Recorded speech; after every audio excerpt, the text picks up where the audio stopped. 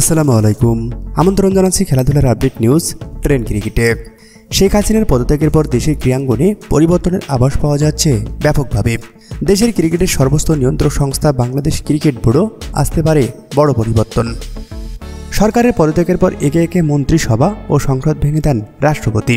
এতে যুব ও ক্রীড়া মন্ত্রণালয় এবং সংসদ সদস্যের পদ হারান নাজমুল হাসান পাপন।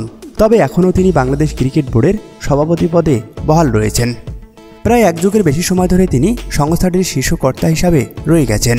তবে সরকারের পদত্যাগের পর থেকে আর ক্রিকেটের দৃশ্য পড়ে নেই নাজমুল হাসান পাপন। বিসিবির পরিচালকদের মধ্যে অনেকেই আওয়ামী লীগের রাজনীতির সঙ্গে সরাসরি যুক্ত ছিলেন। আওয়ামী লীগ সরকার পতনের ফলে এদের সকলেই অনুপস্থিত। বিসিবির সভাপতি নাজমুল হাসান পাপনের অবস্থান নিয়েও রয়েছে নানা প্রশ্ন।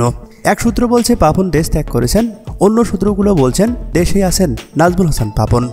তবে ঘটনা যাই হোক না কেন, মন্ত্রণালয় বা সংসদের পদ না থাকলেও বিসিবির সভাপতি হিসাবে এখন পর্যন্ত পাপনই থাকছেন। বর্তমান মেয়াদ অনুযায়ী 2025 সাল পর্যন্ত তিনি থাকছেন ক্রিকেটের শীর্ষকর্তা। ক্ষমতার পালাবদল হলেও তাকে সরানোর সুযোগ থাকছে না সরকারের।